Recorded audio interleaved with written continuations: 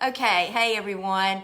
I'm Dr. Nancy Stanley, physical therapist, life and health coach, and I am here with my lifelong friend, really from long time ago, Lyons, Georgia, Marcia, and she is going to share some of her story. And I tell you what's different about her story is Marcia is a type 1 diabetic, and I'm going to let her just tell you a little bit about what that means, because some of you don't know, but really this video is for someone out there that is type 1 diabetic, or maybe you're type 2 and you just think, I can't do that, I can't do the fasting, I can't do the low carb, I gotta have food, I gotta, they're just ideas that you have that are really myths, aren't they? Yes, they are. Yeah, and you had them too. Yes. And so Marcia called me back in February, and she started the challenge in March, and she looks great.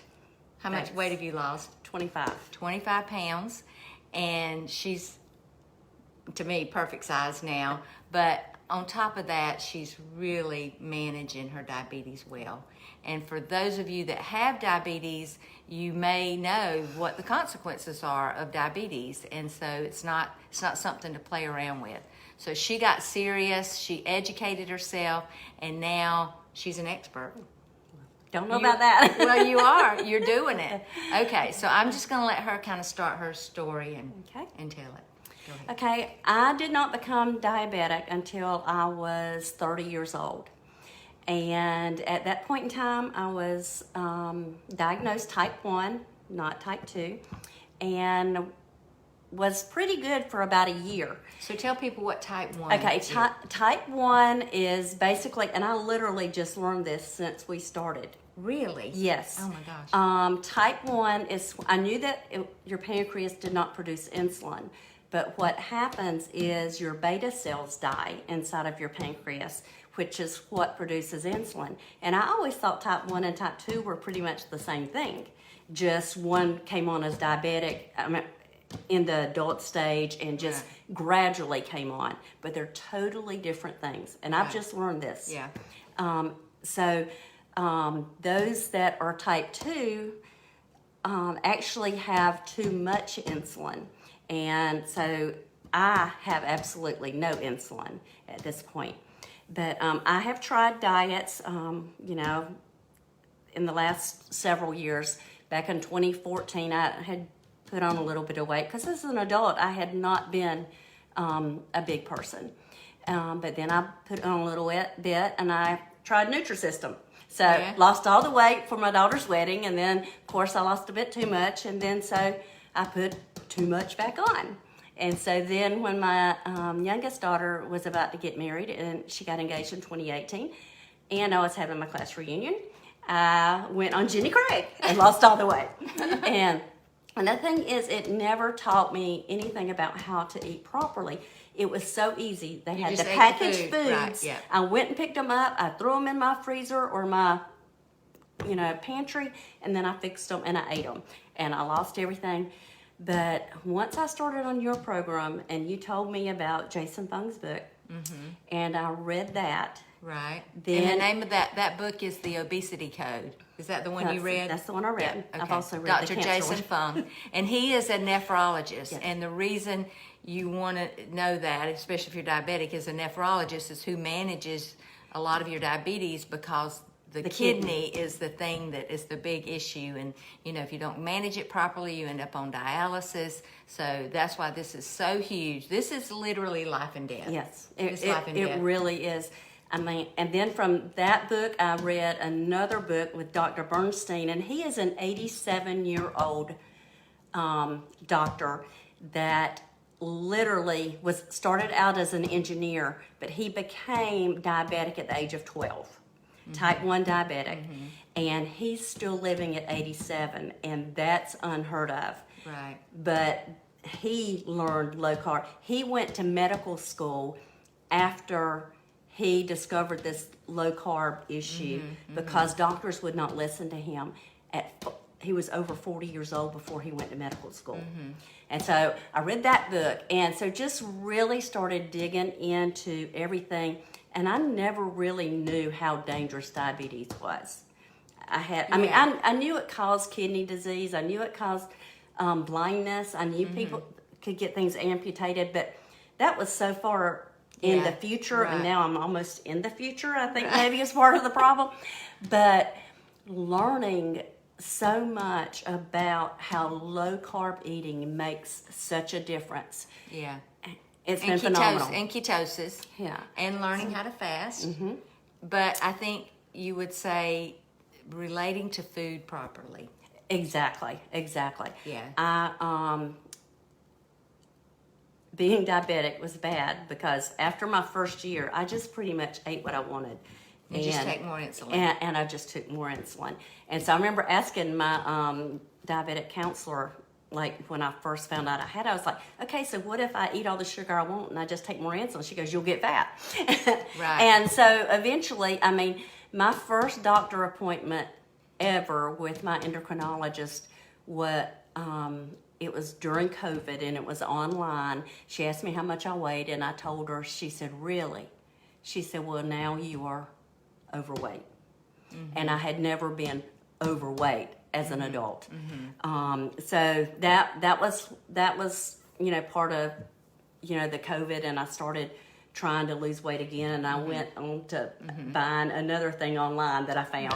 Then I fell and broke my leg, and then the stuff got nasty, and I was like, so I quit until I saw Frida had posted something that had, and so I saw that, and so I watched a lot of your videos, and I was like, I think I need to try this. Yeah. And the more you got up and talked, and you gave your lessons on Facebook and stuff, and I was able to learn. And then when I got those books and started learning, and I was like, maybe I can fast. I'll see. But I remember Frida actually, she and I were kind of talking back and forth online, and she said, I'm really trying to fast. And I'm like, I'm not even trying yet. I'm just trying to cut out all my sweets right now. There you go. So for the first couple of weeks, even maybe 3 weeks, I really just tried to concentrate on eating healthy, eating my greens, eating meats, drinking a lot of water, all of the things that I needed to do. Cleansing your body. Absolutely. So how do you feel now? I mean, I feel great. I mean, I feel so much better than what I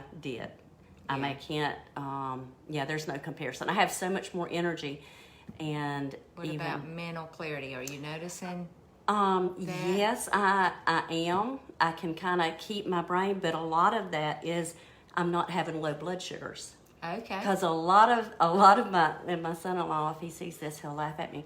But both of them will. But I mean, they could always tell when my blood sugars were going low. I mean, at work, I'd be yelling at him at work, or or whatever. Yeah. But he'd say, "Have you checked your blood sugar?" I'm like, "No," Yeah. But I mean, I can. Right. I mean, I don't have the fluctuations. So it's leveling out. Oh yeah. So how about insulin? Are you taking much insulin?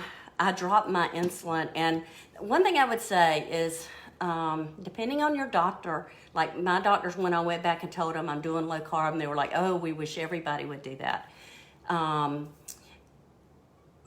Some doctors may not see it that way, just because it's kind of new. I mean, it's a new thing. It's not really new. That doctor 40 years ago, well, that's what 50 years ago. That's the thing. That's the reason he became a doctor, because nobody would listen to him. Yeah. But they're out there. There are doctors that know. There are some out there. Find you one. There are some out there, and mine was like, gosh, we wish everybody would. But I forgot where I was going with that.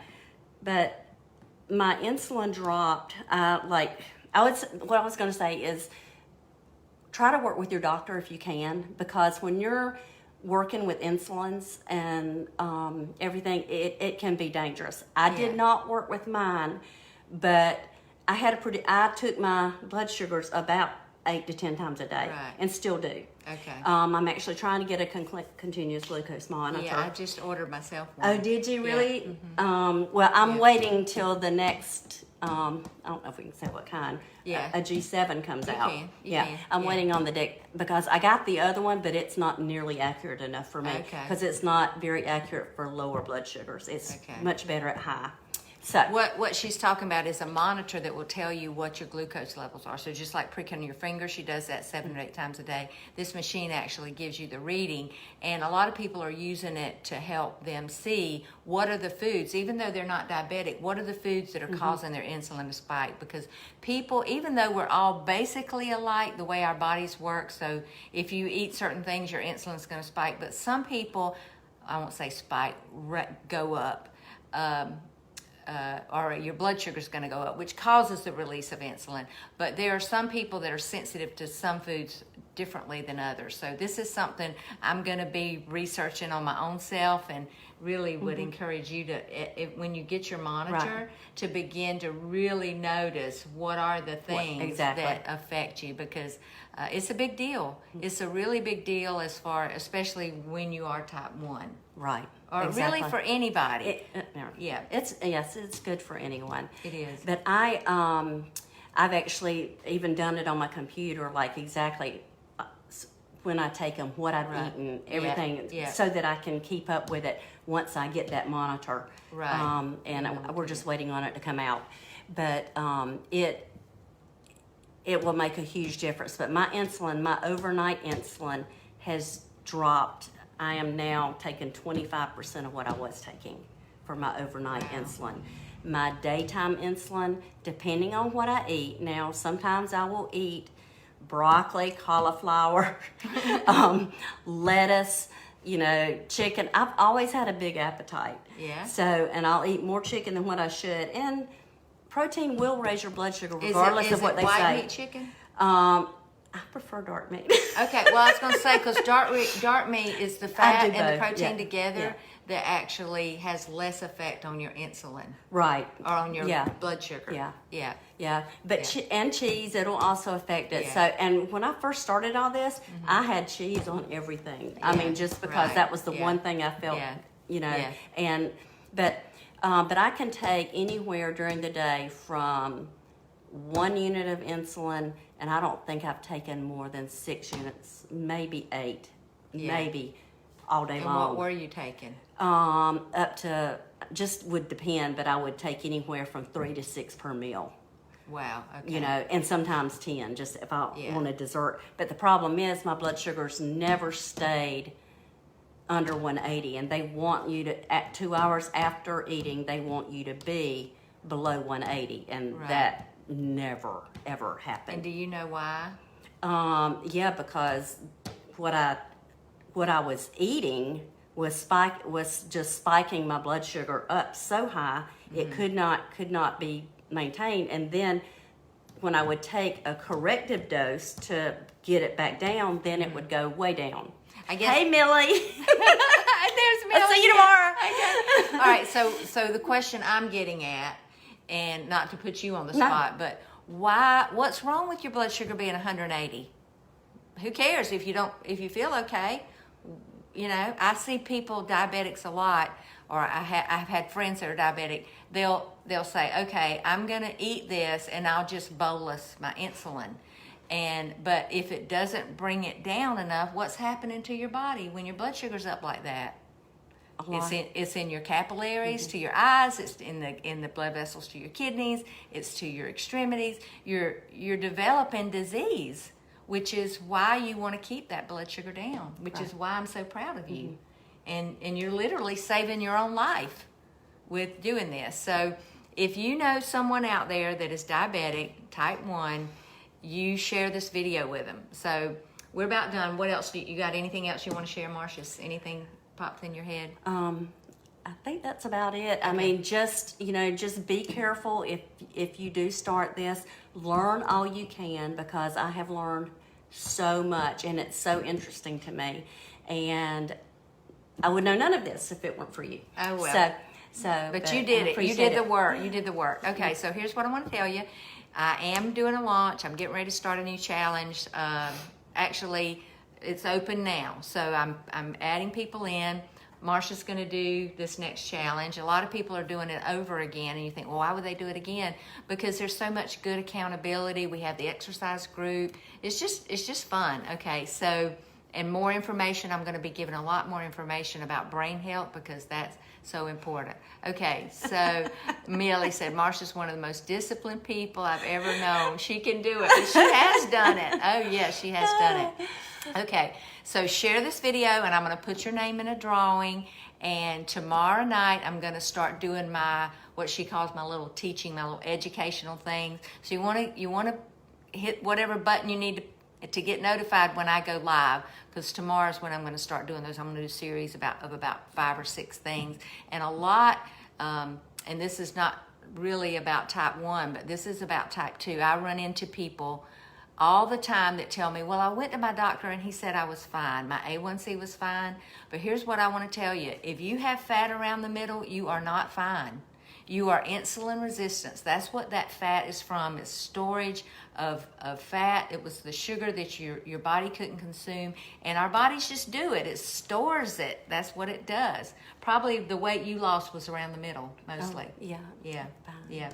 So one thing I want to say about yeah. that too, though, those doctors that just check your A1C, yeah, have them check your insulin levels. right. Because that yeah. is not something they normally do unless you ask them to. But Yeah. my sister-in-law, I know that was one of the things. She's got a great doctor that did Yeah. and showed her insulin levels, and he, had said that that she needed to watch it. Yeah. So you do just need to check into that, because the fact that they haven't labeled you pre-diabetic because your blood sugars are not over 126 or whatever yet. Doesn't mean you're not pre-diabetic. Right. If your insulin levels are up, Yeah. you are literally pre-diabetic. And I'm just going to tell you, the best indicator is the fat around the middle. If you have fat stored around the middle, your body has been producing a lot of insulin, because that's what insulin does. It is a fat store. Okay. Time for us to get off. Yes. Okay. Well, thank you so much, Marcia. And I know there's somebody out there that this is going to help. And I'm going to get a text or a phone call or a message, and they're going to be able to get their life on the right track. And here's what I love to say, and a lot of my clients will say, Nancy's program is a keep me out of the nursing home program. We don't want to go to the nursing home. We want to be able to take care of the people that we love and not have to be taken care of. So, yeah. One other thing I do want to say is that the Lord is blessing those of us that are in this challenge, because it is He is using you, and just all of the ladies that that come online and talk to us. They are so encouraging, and they love the Lord. And it's not just about weight. It's also faith-based, because Nancy makes it that way, and it is such a blessing to our hearts. Well, thank you. So, Yeah. and the other ladies that are so encouraging, Stacy and Danielle and Tammy and Donna, it's just amazing. Yeah. So, Now, what she's talking about, there are men in the program, okay, but we have a private group in Marco Polo where we jump on and do videos, and so that's where we support each other. So it's a video app, so you actually get to see me every day, and I encourage you in the morning, and then you can get on, or you don't have to get on. Marcia doesn't get on, she doesn't get on, but I know she's watching, because I see her little blue circle pop up there. But anyway, we do that, and then there's an app on your phone. So a lot of support, because I want people to have the life God intended for them to have. I don't want people to be on medication. I don't want them to have to go to the doctor. I want them to be able to serve and love their family, and like Donna said this morning, stay in the game. I want to stay in the game. I'm not ready to get out of the game. So thank you, Marcia, and we'll talk soon.